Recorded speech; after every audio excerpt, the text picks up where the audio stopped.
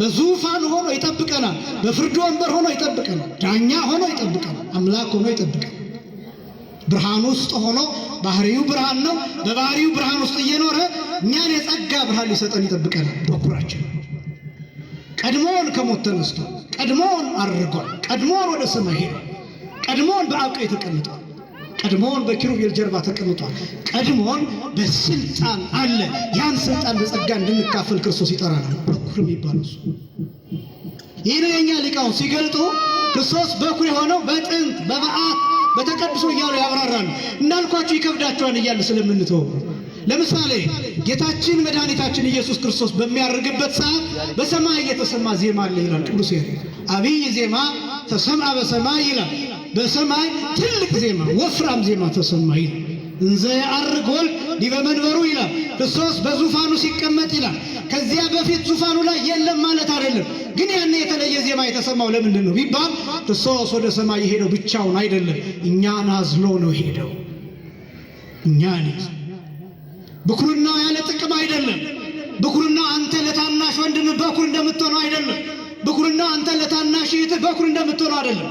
ብኩርናው የኛ ታላላቆች ለኛ ትልቅ እንደሆኑ አይነት ብኩርና አይደለም። ብኩርናው እንደ ኤሳውና እንደ ያዕቆብ በምስርና በምግብ የሚለዋወጥ ብኩርና አይደለም። ሕይወት የሚሰጥ ብኩርና ክርስቶስ በኩር እንዲሆን ክርስቶስ በኩር እንዲሆን እመቤታችን እናት ብሎ መጥራትን ይፈልጋል። ልዩ ምንላት ለዛ ነው። ሌሎቹ ሴቶች ነገስታትን ወልደው ክብርትን ይባሉ ይችላሉ። የነገስታት ሚስቶች፣ የመሪዎች ሚስቶች ቀዳማዊት እመቤት እየተባሉ ሊጠሩ ይችላሉ። እመቤታችን ግን ከምድራውያን ንጉሥ የአንዱ እናቱን አይደለም፣ ከሰማይ ነገስታት አንዱ የሆነው ከሦስቱ አካላት የእግዚአብሔር ወልድ እናት ናት። ክብርና ምስጋና ለአምላካችን ይሁን። ልዩ የሚያደርጋት ቅድስት ስትባል ማርያም ግብፃዊት በምትጠራበት ቅድስና አይደለም የምትጠራው እመቤታችን። እመቤታችን ቅድስት ስትባል ክርስቶስ ሰምራ በምትጠራበት ቅድስና አይደለም ቅድስት የምትባል። እመቤታችን ቅድስት ስትባል ቅድስት አርሴማ በምትጠራበት የቅድስና ማዕረግ አይደለም የምትጠራው። ሌላው ቀርቶ መላእክት በሚታወቁበት የቅድስና ማዕረግም አይደለም። ከመላእክትም ከሰዎችም አጠቃላይ ከፍጡራን ወገን በላይ በሆነ የቅድስና ማዕረግ ነው የምትታወቀው። ክብርና ምስጋና በእውነት ለአምላካችን ይሁን። ቅድስት የምትባል እንደዚህ ሲባል አንዳች የተሳሳተ ትምህርት ውስጥ ደግሞ እንዳትገቡ። እመቤታችን ፍጡር ናት። እመቤታችን ምንድን ናት አልኳቸው? ከፍጡራን በላይ የምትባለው ፍጡር አይደለችም አይደለም እያልን ያለ ነው። ፍጡር ናት፣ ግን ክብሯ ከፍጡራን በላይ ቅድስናዋ፣ ንጽህናዋ፣ ልዩ መሆኗ ይሄ ነው ከፍጡራን በላይ የሚያሰኛት እንጂ እመቤታችንን በፍጡራንና በፈጣሪ መካከል አድርገን አንዳች ከፍጡርነት የወጣች ሌላ አይነት ልዩ ፍጥረት ወይም ካል ፍጥረት ብለን እየጠራናት አይደለም። ጥንቃቄ ያስፈልጋል። ቅድስት ተብላ ስትጠራ የጸናች፣ የነጻች፣ የተመሰገነች፣ የከበሯ መሆኗን ለማሳየት ቅድስት። ከዚያ ቀጥሎ ምን አልኳቸው? ቅድስት ካለን በኋላ ድንግል። እመቤታችን ድንግል ተብላ ትጠራለች። ድንግልና በሶስት ይከፈላል። አንደኛው የሥጋ ድንግልና፣ ሁለተኛው የነፍስ ድንግልና፣ ሶስተኛው የመንፈስ ድንግልና። ድንግልና ሥጋ፣ ድንግልና ነፍስ፣ ድንግልና መንፈስ። የሥጋ ድንግልና የሚባለው የታወቀ ነው፣ በሥጋ የሚገለጥ ነው፣ ከሥጋ ጋር የተገናኘ የሚታወቅ፣ የሚነገር፣ የሚተረክ ነው። የነፍስ ድንግልና ተብሎ የሚጠራው የክርስቲያኖች ሁሉ ድንግልና ነው። የክርስቲያኖች ሁሉ ድንግልና።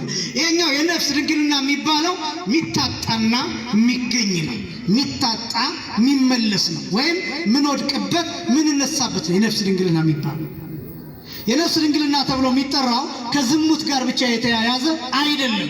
ከውሸት፣ ከሌብነት፣ ከተንኮል፣ ከክፋት፣ ከቂም፣ ከበቀል ከነዚህ ነገሮች ጋር በሙሉ የሚያያዝ።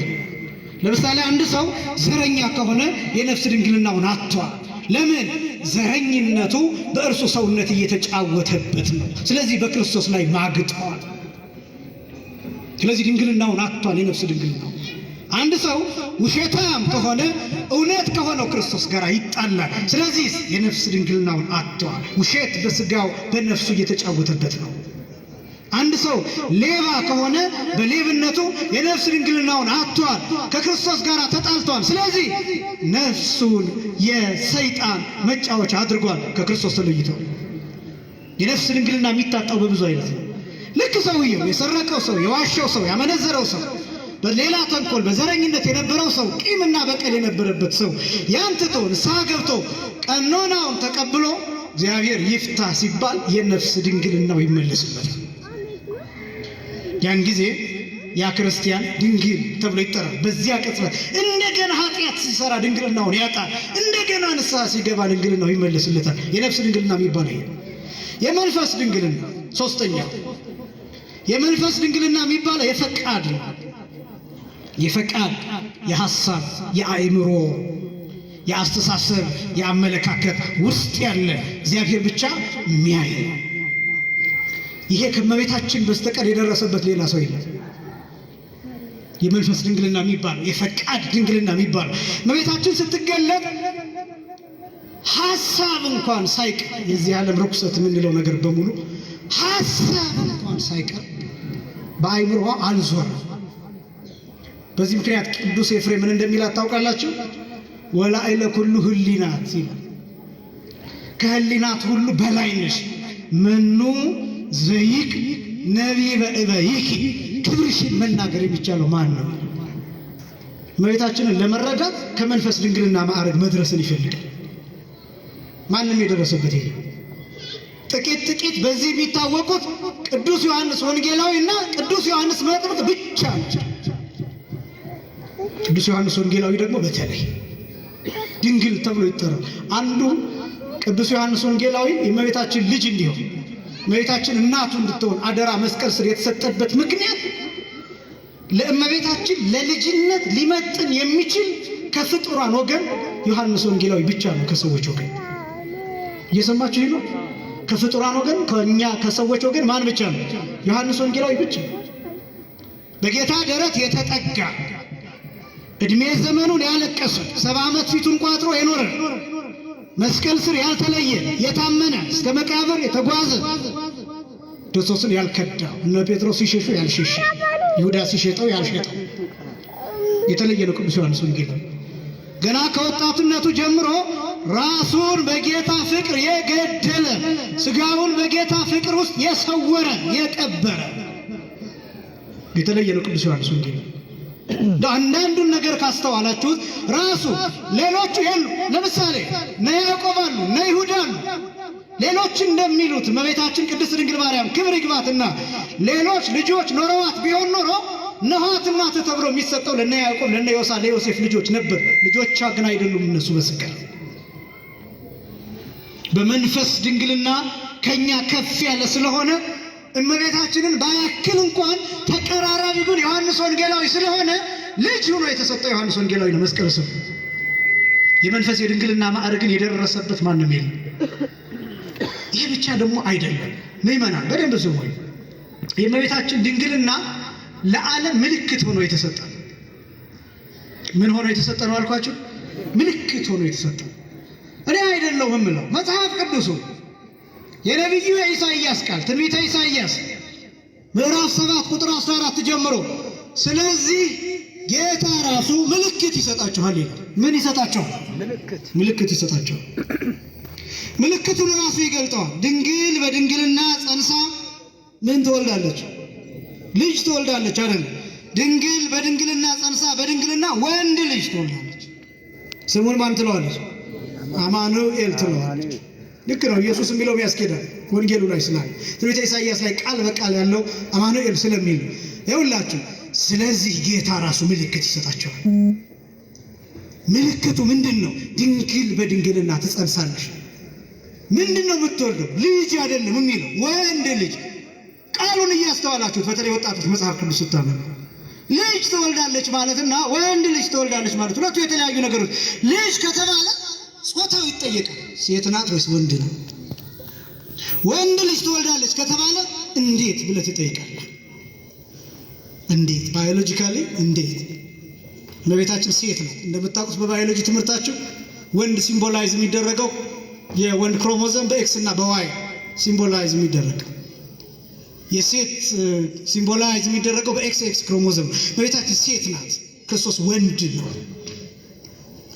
ክርስቶስ ወንድ ከሆነ ወንድ ከሴት ሲገኝ ያለ ወንድ ዘር ዋይ ክሮሞዞም ከየት መጣ ብላችሁ መጠየቅ አለባችሁ። መልስ ልነግራችሁ አይደለም ግን እንዲህ መጠየቅ አለባችሁ። ምክንያቱም ምስጢረ ሥጋዌ የሚባለው ይሄ ስለሆነ የመዳን ትምህርት የሚባለው ይሄ ስለሆነ ይሄ በማን እንደተቻለ ታውቃላችሁ?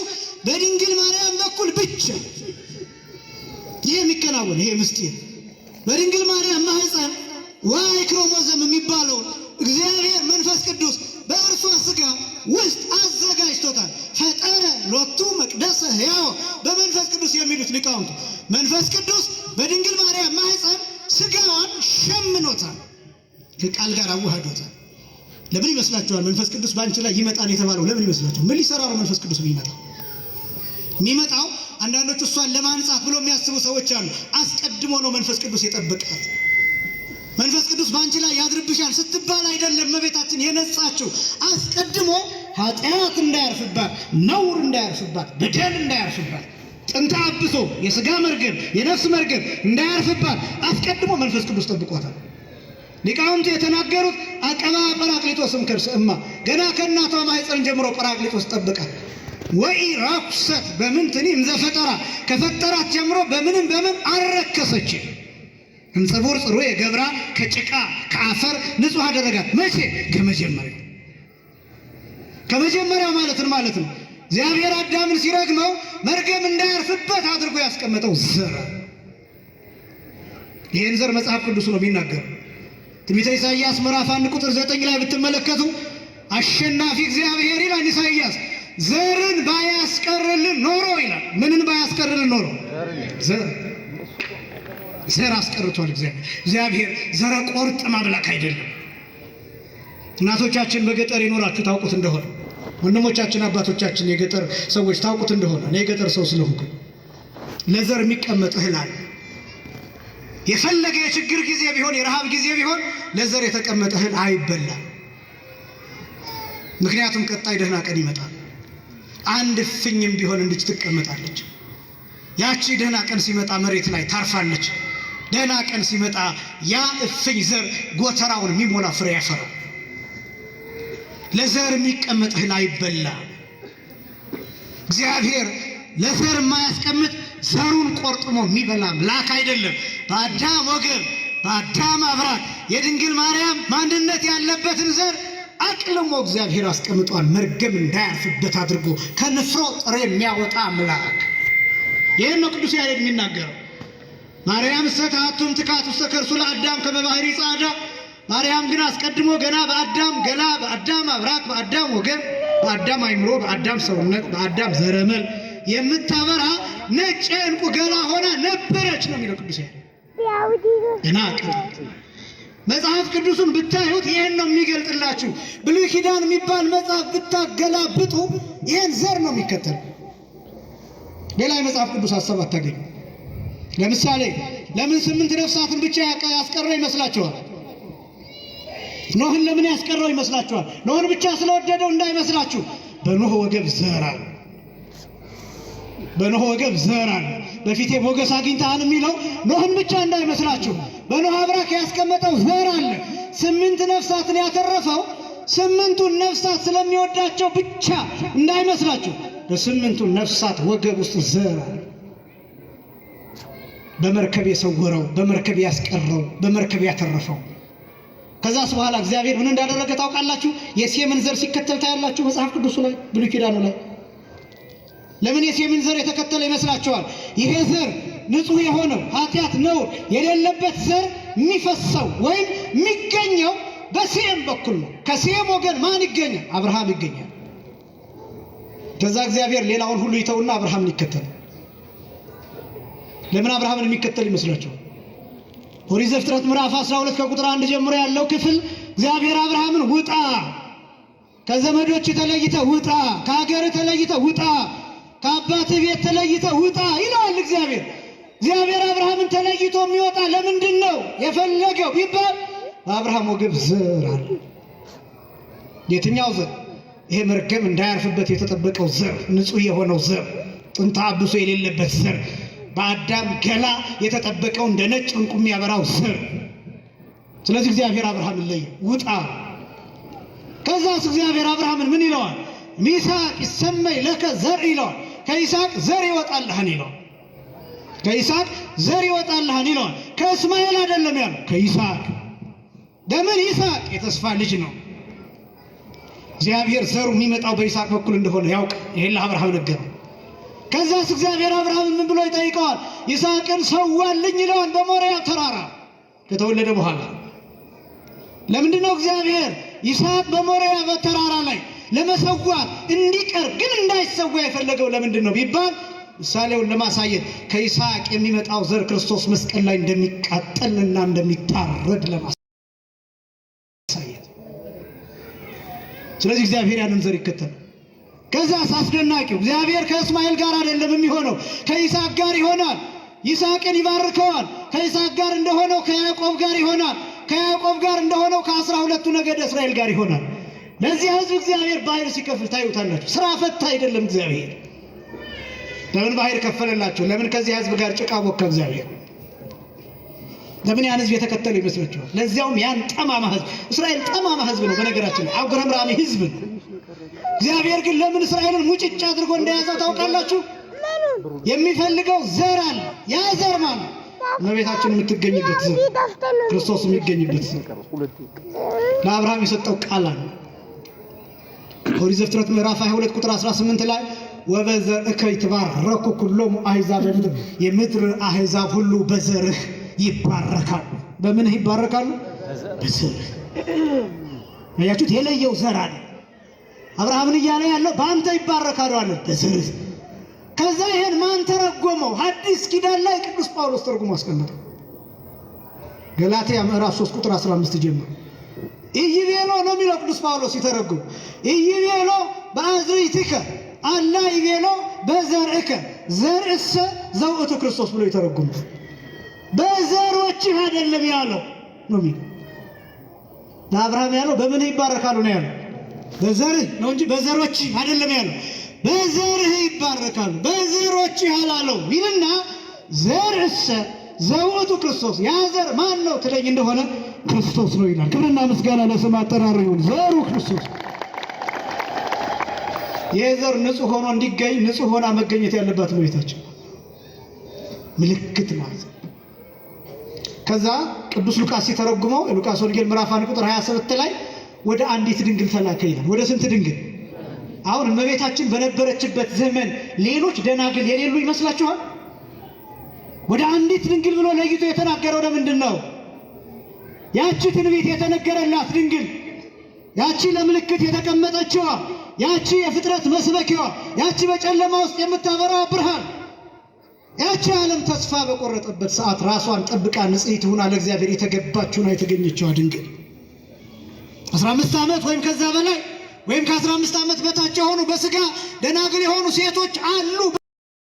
ያ ዘመን እኮ ግን እነሱን አይደለም የጠራው ቅዱስ ሉቃስ። አንዲት ድንግል ብሎ እመቤታችንን ነው የጠራው። ለምን? የተለየችዋ ንጹህ ምልክት ሆና የተቀመጠችው እሷ ስለሆነች። እኔ ደግሞ በጣም አንድ ነገር ይገርመኛል። ሌላ የሉቃስ ወንጌል ምዕራፍ 2 ላይ በቁጥር 30 ጀምሮ ስትመለከቱ ይሄ ሽማግሌው ስምዖን፣ ታሪኩን አይደለም የምነግራቸው። ሽማግሌው ስምዖን እመቤታችንን እንዲያገኛት ተደርጎ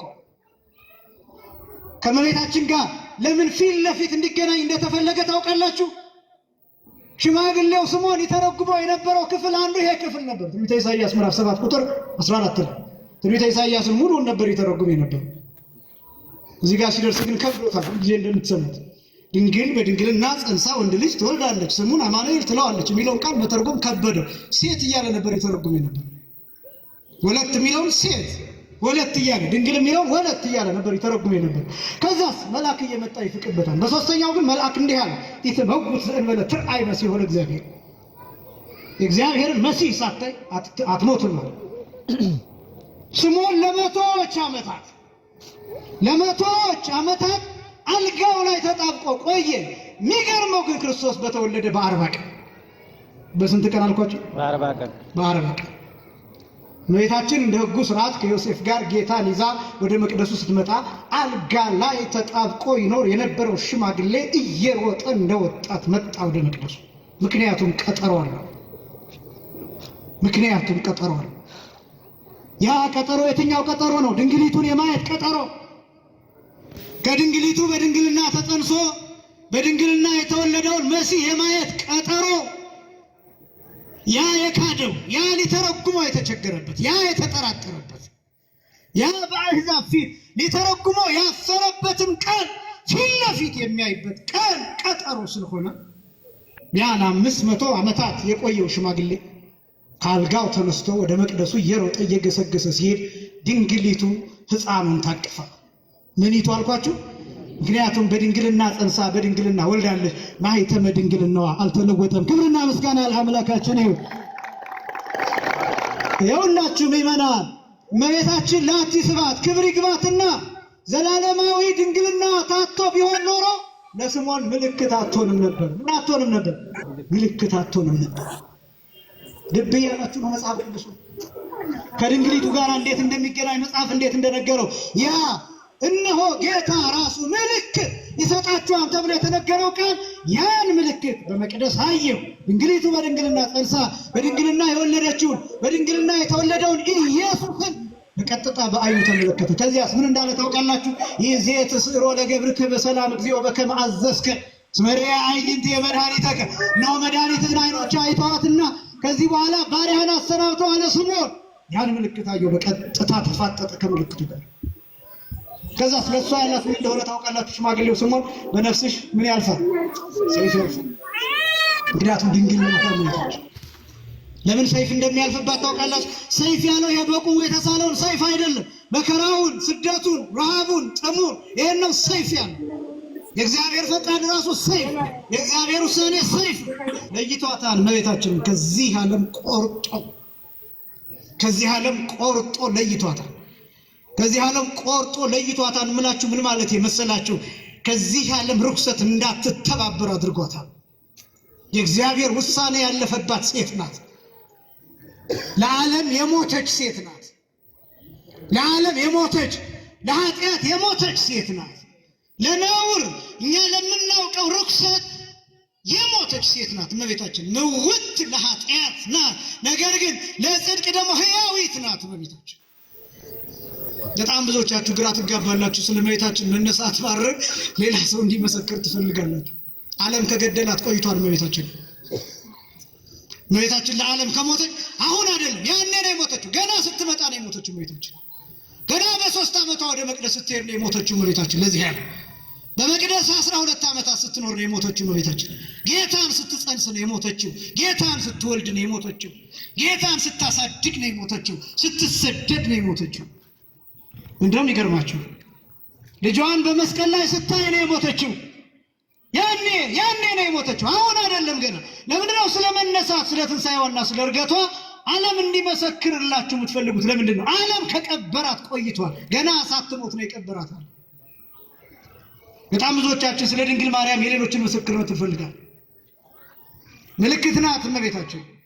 ዘላለማዊ ድንግልና ምልክት ነው። ለምሳሌ ለዚህ ቦታ የምታስቀምጡት ምልክት አለ። በዙሪያው ያሉት ፎቆች ምናልባት እነዚህ ፎቆች ታርሰው ባዶ ቢሆን ይህ ቦታ 41 ኢየሱስ ነው ወይስ አይደለም ብላችሁ ልትጠራጠሩ ትችላላችሁ። ለምን? ምልክቱ ፈርሷል። የእመቤታችን የቅድስት ድንግል ማርያም የድንግልና ምልክትነት የጸና ነው። ይሄን ተናግሬ እጨርሳለሁ። ሊቃውንቱ እንዲህ ይላሉ። እመቤታችን ድንግል ወእም ተብላ ትጠራለች። እናት ድንግል ወይም ድንግል እናት ተብላ ትጠራለች። እመቤታችን ድንግል እናት ለመባሏ ወሰን፣ ድንበር፣ ፍጻሜ፣ መጨረሻ እንደሌለው ለክርስቶስም አምላክ ወሰብ ለመባሉ ድንበር፣ ውሳኔ፣ ፍጻሜ የለው። ምልክት። ለዚህ ነው ቅዱስ ኤፍሬም ሲናገር በረቡዕ ውዳሴ ማርያም ትዕምርተ ተዋህዶ ረሰየኪ አብ የአንድ ልጁ ምልክት አደረገሽ። ምን አይነት ምልክት? እርሱ በሰውነቱ አምላክነቱ እንዳልተለወጠ እሷም በእናትነቷ ድንግልናዋ አልተለወጠም። እሷ እሱን ወልዳ ድንግል እየተባለች ድንግል ብቻ ሳይሆን እናት እየተባለች እንደምትኖር እርሱም ከእሷ ተወልዶ አምላክም ሰውም እየተባለ ይኖራል።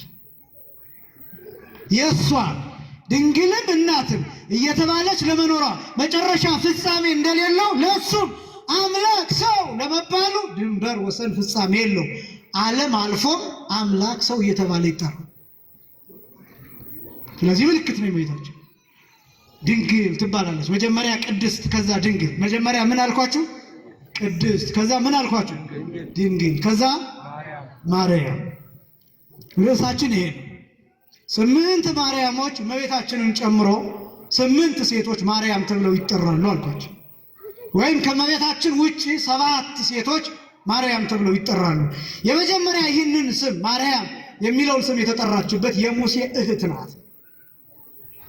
የሙሴ እህት ናት። ለመጀመሪያ ጊዜ በመጽሐፍ ቅዱስም በሌሎች ታሪኮችም ማርያም የሚለው ቃል ለመጀመሪያ ጊዜ ስም የተሰጣት ለዚች ሴት ነው፣ ለሙሴ እህት ማርያም። ማርያም የሚለው ሲተረጎም በብዙ ትርጉሞች ይተረጎማል። የእኛ ሊቃውንት ትርጉም እንመጣበታለን። አለቃ ኪዳነ ወልድ ክፍሌ የሚባሉ ሊቃን ለሃይማኖት አይጠቀሱም፣ ለቋንቋ ይጠቀሳል። የዕብራይስጥን ቋንቋ ለብዙ ዓመታት ያጠኑ ናቸው እና ማርያም የሚለው በዕብራይስጥ ሲተረጎም ማር ማለት ሚር ማለት መራራ ማለት ነው። ያም ማለት ደግሞ ዘመን ማለት ነው። በግዕዙም ዮም ማለት ዕለት ማለት ነው። ዮም ሰፈረ፣ ቀመረ፣ ቆጠረ፣ ለካ ሚል የግዕዝ ግስ አለ። ዮም ማለት 24 ሰዓት ዛሬ ማለት ነው። ቀመር ስፍር፣ ቁጥር፣ የዘመን ቁጥር ማለት ነው። ያም የሚለው በዕብራይስጥ ቋንቋ ዘመን ሚለውን፣ ቀን ሚለውን፣ ጊዜ ሚለውን የሚያሳይ ማር ማለት መራራ። ኦሪት ዘጸአት ምዕራፍ 15 ቁጥር 22 ጀምሮ ብትመለከቱ አንድ የሚመር ውሃ ያለበትን አካባቢ ማራ ብለው ጠርተውታል። ማን ብለው ጠርተውታል? ማራ። ምን የሚል ውሃ ነው ያልኳቸው? የሚመር ውሃ። የሚመር ውሃ። ውሃውን ሲጠጡት ጎመዘዛቸው፣ መረራቸው። በዛ ምክንያት ያን ውሃ የማራ ውሃ ብለው ጠሩት። ለምን? መራራ ውሃ ሲሉ። ማር ማለት ማራ ማለት ሚር ማለት በዕብራይስጥ ቋንቋ መራራ ማለት ነው። ያም ማለት ዘመን ማለት ነው። ማርያም ማለት ቀጥታ ሲተረጎም መራረ ዘመን ማለት ነው። ዘመኗ መራራ ይሆን ማለት ነው። ዘመኗ መራራ ይሆን። ይህን ስል ለመጀመሪያ ጊዜ ሙሴ እህት ማርያም የተጠራችበት ምክንያት የተወለደችበት ዘመን መራራ ስለነበረ፣ ወንዶች ይገደሉ የነበረበት ዘመን ነው። ያን ጊዜ ሕፃናት ገና ከእናቶቻቸው ማህፀን ዱብ እንዳሉ ታፍነው ይገደሉ የነበረበት ዘመን። ያደጉ ወንዶች ልጆች ብሎኬት በመሸከም ጡብ በመሸከም ፒራሚድ በመስራት ይሞቱ የነበረበት ዘመን፣ ይጨነቁ የነበረበት ዘመን ነው። በጣም አስጨናቂ ዘመን ነበር። እስራኤላውያን በብዙ ስቃይ በፈርዖን አገዛዝ ስር የነበሩበት ዘመን፣ ስም አጠራራቸው ከምድረ ገጽ የነበረበት ዘመን፣ ለግብፅ ውለታ የዋለላት ዮሴፍ የተረሳበት ዘመን ነበር። ያ ዘመን መራራ ዘመን ነበር። እናቶች ወንድ መውለድ ሴት መውለድ የትኛው ነው እያሉ ይጨነቁበት የነበረበት ዘመን። እንደ ዛሬው አልትራሳውንድ ስለሌለ ወንድ እንደሆነ የሚያውቁበት ምንም አይነት አጋጣሚ አልነበረም። ምናልባት በልምድ በእርግጫው በምኑ በሚባለው አይነት ሊያውቁ ይችላሉ። ከመገመት ውጭ ግን እርግጠኛ መሆን አይችሉም። የሙሴ እናት ማርያምን ወለደች። የሙሴ ታላቅ ናት ማርያም እና ስትወለድ ዞር ብላ ተመለከተቻት። የማርያም እናት ዮካብድ ዞር ብላ ተመለከተቻት። ሴት ናት። እንኳን ሴት ሆንሽ፣ ወንድ ብትሆኚ ኖሮ ትሞቺ ነበር። ሴት ስለሆንሽ ጥሩ ነው፣ ግን የተወለድሽበት ዘመን ክፉ ነው። መራራ ስለሆነ ስምሽን ማን ብዬሻለሁ አለቻት? ማርያም አለቻት። ዘመኗ መራራ ስለነበር ይህ ስም በትክክል የሚገልጠው ሁለቱን ብቻ ነው። የሙሴን እህት ማርያምንና እመቤታችንን ማርያም የሚለው ዘመኗ መራራ ነው። ዘመኗ መራራ፣ ስሟን አይደለም መራራ ያልኳችሁ፣ ዘመኗ ነው መራራ። የመጣችበት ዘመን የስደት ዘመን፣ የፍዳ ዘመን፣ የጨለማ ዘመን፣ የስቃይ ዘመን፣ ማህበረሰብ ወርዶበት የነበረበት ዘመን፣ አይሁዳዊነት ጠፍቶበት የነበረበት ዘመን። ልክ እንደዚህ ዘመን ኢትዮጵያዊነት እንደጠፋበት፣ ጨዋነት እንደጠፋበት፣ መከባበር እንደጠፋበት፣ ፍቅር እንደጠፋበት፣ መተማመን እንደጠፋበት ያረጀ ማህበረሰብ የተፈጠረበት ዘመን ነበር። ያዘው ማህበረሰብ ያረጀ ይህን ታውቃላችሁ? እርጅና አለ ማህበረሰብ። ራሱን በፍቅር ካላደሰ፣ ራሱን በሰላም ካላደሰ፣ ራሱን በህብረት ካላደሰ፣ ራሱን በእርቅ ካላደሰ ማህበረሰብ ያረጃል። የማህበረሰብ እርጅና ምልክቱ ጦርነት፣ መገዳደል፣ እርስ በርስ መገዳደል የማህበረሰብ ምልክት፣ የእርጅና ምልክት። አለመተማመን፣ መፈራራት፣ መከዳዳት፣ የወዳጅነት መጥፋት፣ የባልንጀርነት ክብር ማጣት፣ ትልቅ ሰው አለመከበር፣ የእናቶች አለመከበር፣ ተሳዳቢ መሆን፣ ክፉ መሆን የማህበረሰብ እርጅና ምልክት። ማህበረሰብ ኢቮሉሽናል ማህበረሰብ ኢቮሉሽናል እድገት አለ፣ ለውጥ አለ። ከአንድ ታሪክ ወደ አንድ ታሪክ ሽፍት ያደርጋል። ለምሳሌ እኛ ከሆነ ጊዜ ወደ ሆነ ነገር ሽፍት አድርገን ለዚህ ነው አዳዲስ ታሪኮች የምንሰማው። ሰው መግደል፣ ጡት መቁረጥ፣ የእናቶችን ማህፀን ሰንጥቆ ውስጥ ያለውን ጽንስ ማውጣት፣ ሰውን ከነነፍሱ ማቃጠል፣ ዘቅዝቆ መስቀል፣ እነዚህ አዳዲስ ታሪኮች ናቸው። እንኳን በኢትዮጵያ ታሪክ ይቅርና በዓለም ታሪክ አዳዲስ ታሪኮች ናቸው። በእኛ እድሜ እንኳን የአንድ ትውልድ እድሜ የሚባለው 30 ዓመት ነው። 30 ዓመት። በዚህ 30 ዓመት ውስጥ ስንት አይነት ታሪክ አይተናል። በኢትዮጵያ ውስጥ ታቦት አለኝ በምትል ሀገር፣ ወንጌል አለኝ በምትል ሀገር፣ ብዙ ሃይማኖት አለኝ በምትል ሀገር፣ ካህናት አሉኝ፣ ብዙ የሃይማኖት መሪዎች አሉኝ በምትል ሀገር፣ የቅዱሳን ሀገር ነኝ እያለች ራሷን እየጠራች በምትመጻደቅ ሀገር ውስጥ ብዙ ገዳማት አሉኝ፣ ብዙ መናኞች አሉኝ፣ ብዙ ባህታውያን አሉኝ፣ እዚህ ቦታ ሰበል ይፈልቃል፣ እዚህ ቦታ መስቀል ከሰማይ ወርዷል እያለች በምትመካ በምትመጻደቅ ሀገር ውስጥ ሰው ተገድሏል። ስለዚህ ማህበረሰብ ያረጃል፣ እንደ ማህበረሰብ ይፈተሻል። ምህላ የሚያደርስ ህዝብ ያላት፣ ጠዋትና ማታ ወደ ቤተክርስቲያን የሚሄድ ህዝብ ያላት፣ ያለማቋረጥ የሚያስቀድስ ህዝብ ያላት፣ ሁሌ የሚጾም ህዝብ 200 ምናምን ቀናትን በዓመት የሚጾም ህዝብ ያላት አገር ህፃናት ግን ይገደሉበታል፣ ሽማግሌዎች ይገደሉበታል። ማህበረሰብ ያረጃል። መገለጫው ደግሞ ምን እንደሆነ ታውቃላችሁ? ይሸፈናል። በሃይማኖት ይሸፍናል፣ በመንፈሳዊነት ስም ይሸፍነዋል፣ በእድሜ ስም ይሸፍነዋል፣ በብሔር ስም ይሸፍነዋል፣ በዘር ስም ይሸፍነዋል። ከዛ ለጥፋቱ መሸሸጊያ ወንዝ ሸለቆ እየፈጠረ ዋሻ እየሰራ ግንብ እየሰራ አጥር እያጠራ ይሹለከለካል። ውስጥ ይህን አጥፍተሃል ተብሎ እንዳይከሰስ እኔም እኮ እንዲህ የሚሉኝ ጥፋተኛ ስለሆንኩ እኮ አይደለም ብሔሬ እንዲህ ስለሆነ ነው ብሎ ይደበቃል፣ ይወሸቃል። ስለዚህ ማህበረሰብ ያረጃል። እንደዚህ አይነት ዘመን መራራ ዘመን ነው፣ በእውነት ከባድ ዘመን ነው። እግዚአብሔር ይህንን ዘመን ይቀይርልን። ይህን ዘመን መቀየር የሚቻለው እያንዳንዳችን ራሳችንን መቀየር ስንችል ብቻ። ራሳችን እመቤታችን የተወለደችበት ዘመን ያ ዘመን እነ ሄሮድስን ያፈራበት ዘመን 144,000 ህፃናት በሰይፍ የታረዱበት ዘመን፣ እመቤታችን የመጣችበት ዘመን 144,000 ህፃናት። እንዴት ያለ ከባድ ዘመን! ጻድቅ የሚገደልበት፣ ንጹህ ቢሳደድበት ዘመን፣ ካህናቱ አርጅተው የነበረበት ዘመን። አርጅተው ስላችሁ በእድሜ አይደለም፣ መቅደሱን ንቀው ስርዓቱን ንቀው መቅደሱን መጫወቻ አድርገውበት የነበረበት ዘመን። አልቦ በዚህ መዋዕል ኢ ነቢይ ወኢ ንጉሥ ኢ ቁርባን ወኢ መስዋዕት ወኢ ሀበ እለ ያጸነህህ ዕጣነ።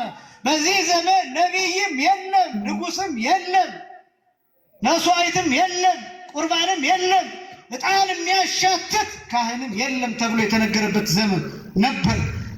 እመቤታችን የተነሳችበት ዘመን። ምልክቱ ምን እንደሆነ ታውቃላችሁ? ልክ እመቤታችን መጸነሷ ሲታወቅ ሐናና ኢያቄም ከሀገራቸው እንዲለቁ ተደረገ። እመቤታችን የተወለደችው በእናት አባቷ ሀገር አይደለም። ተሰዳ አድባራ ሊባኖስ የሚባል ተራራ ላይ ነው የተወለደችው፣ ጫካ ውስጥ በአራዊት መሃል ነው የተወለደችው እመቤታችን። በማህፀን አሳደዷት። ከዚያስ በመቅደስ 12 ዓመት ኖረች። ከዚያስ ከመቅደስ አሳደዷት።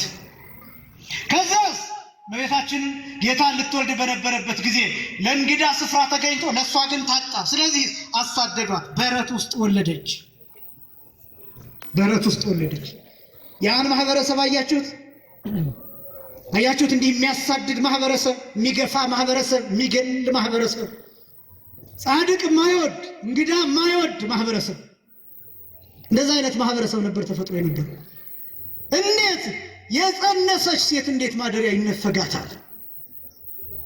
አሁን ጌታን መጽነሷን ተው አላወቁም።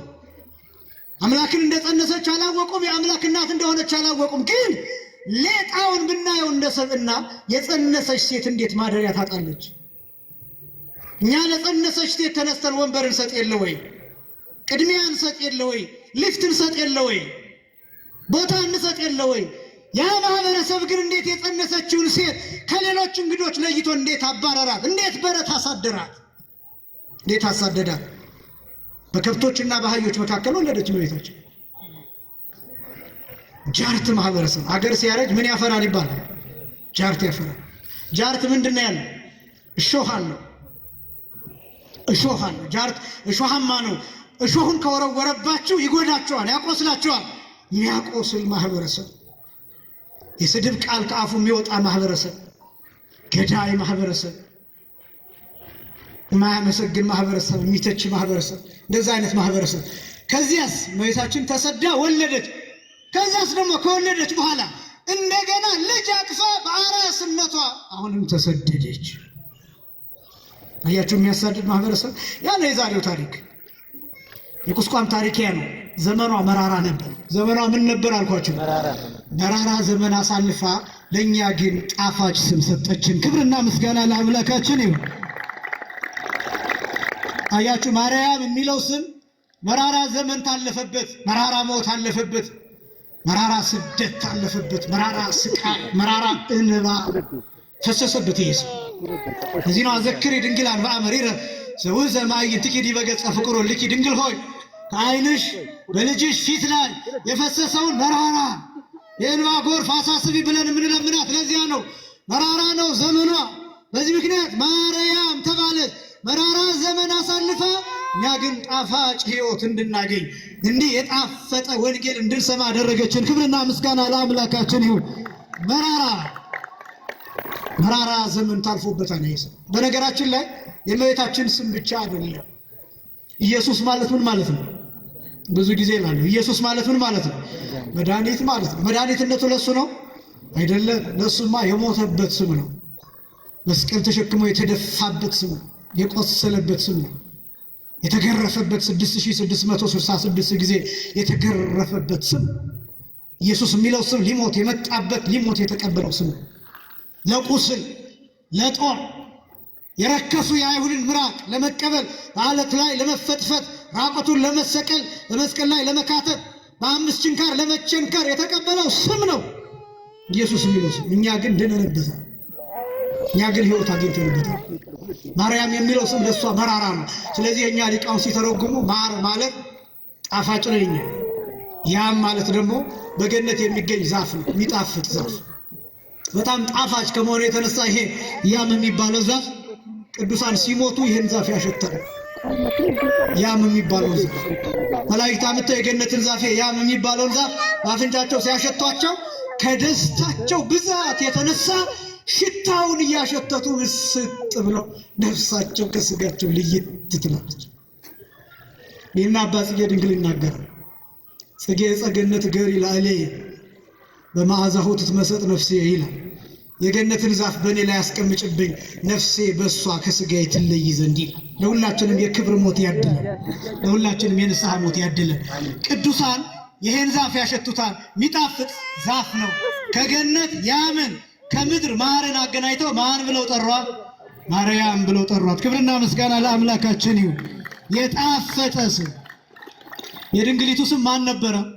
ማርያም። ማር ማለት በዕብራይስጥ ቋንቋ መራራ ማለት ነው። ያም ማለት ዘመን ማለት ነው። ማርያም ማለት መራራ ዘመን ማለት ነው።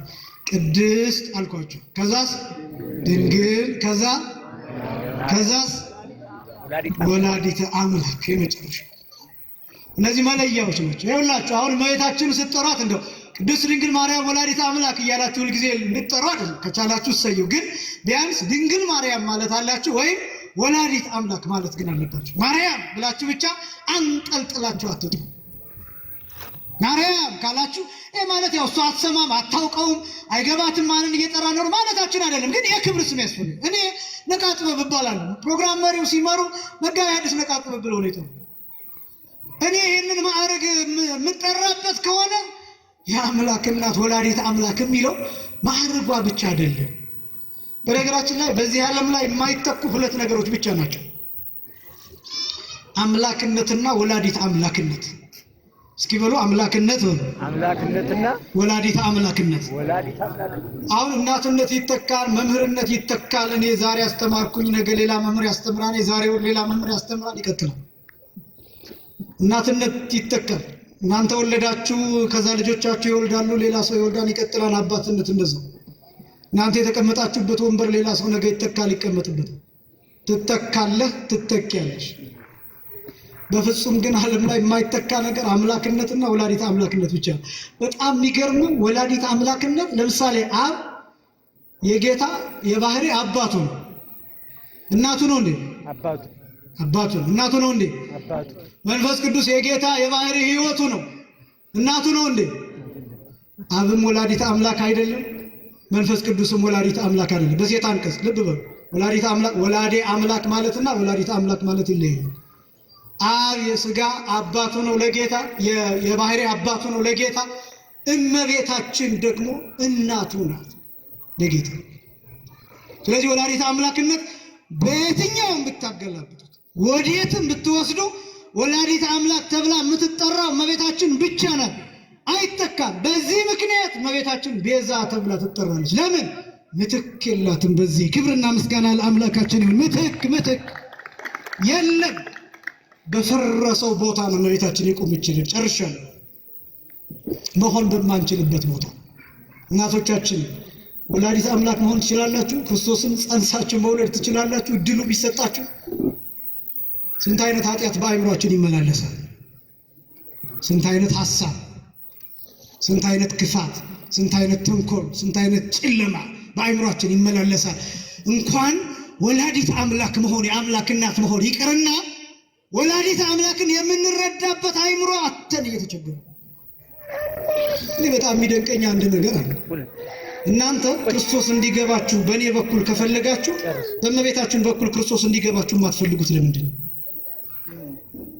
አንድ ፕሮቴስታንት እምነት ተከታይ ፓስተሩ ክርስቶስን እንዲገልጥለት ፈልጎ በፓስተሩ በኩል ክርስቶስን ማወቅ ከፈለገ በእመቤታችን በኩል ማወቅ የማይፈልገው ክርስቶስን ለምንድን ነው?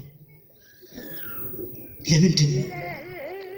ባልነበረ ሰው፣ በአካል ባልተገኘ ሰው፣ ኑሮውን በሚኖር ሰው፣ በሚሽቀረቀር ሰው፣ ሱፍ በሚለብስ ከረባት በሚያስር ሰው፣ የፈለገውን እየበላ የፈለገውን እየጠጣ የሚፈልገውን እያደረገ በሚኖር ሰው በኩል ክርስቶስ እንዲገባው ከፈለገ በእናቱ በኩል ክርስቶስ እንዲገባው የማይፈልገው ለምንድን ነው? ይህን አስተውላችሁ ታውቃላችሁ? በሌሎች ሰዎች ክርስቶስ እንዲገባን ከፈለግን እሱ እኮ መጥፎ አይደለም። እናንተ እኮ ተሰብስባችሁ ዛሬ እኔ ስለ ክርስቶስ እንድሰብክላችሁ ስለ ወንጌል እንድነግራችሁ ፈልጋችሁ በእኔ በኩል ልትሰሙት የመጣችሁትን ክርስቶስን የወለደችውን እመቤታችንን የማትሰሟት ለምንድን ነው? የማይሰማት ለምንድን ነው? ፍጥረት አንዳች ነገር ከመምህሩ ፈልጎ ከመምህሩ አንደበት የሚፈስ የሆነ ነገር ፈልጎ ግቢ የሚያጥለቀልቅ ሜዳ የሚሞላ ሰው ከእመቤታችን ክርስቶስን ለመስማት የማይዘጋጀው ይሄ ትውልድ ለምንድን ነው? ከእናቱ ከወለደችው ከጸነሰችው ካሳደገችው የድንግልና ጡት ካጠባችው በክንዷ ካቀፈችው ረሃቡን ካስታገሰችለት ጠማኝ ሲላት የሚጠጣ ሰጥታ ለቅሶውን ጸጥ ካረገችለት ከዚህ መስማት የማይፈልገው ትውልድ ለምንድን ነው? ነገረ ማርያም በኩል ነገረ ክርስቶስ ይሰበካል እንላችሁ። ይሄን የድንግሊቱ ስም ማን ነበረ? ማርያም ነበረ። ከዚያስ ወላዲተ አምላክ ትባላለች። ወላዲተ አምላክ የምትባል ግን ሌላ ሴት የለችም ከእመቤታችን ውጭ። እነ ቅድስት አርሴማ እነ ቅዱስ ክርስቶስ ሰምራ ሌላ ቅዱሳት አንስትን መዓት እልፍ አእላፍ ልንጠራ እንችላለን። መዓት ማርያም የሚባሉ ሴቶች ልትደረድር ትችላለን። ወላዲተ አምላክ ግን አይደለም። እመቤታችን ብቻ የቆመችበት ስፍራ ይሄ ማንም የማይነቀንቀው ነው። እመቤታችን የሰጠን አምላካችን እግዚአብሔር የተመሰገነ ይሁን። የእመቤታችን አማላጅነት ከሁላችን ጋር ይሁን። ያስተማረን የአባቶቻችን አምላክ እግዚአብሔር ይክበር ይመስገን። ስብሐት ለእግዚአብሔር።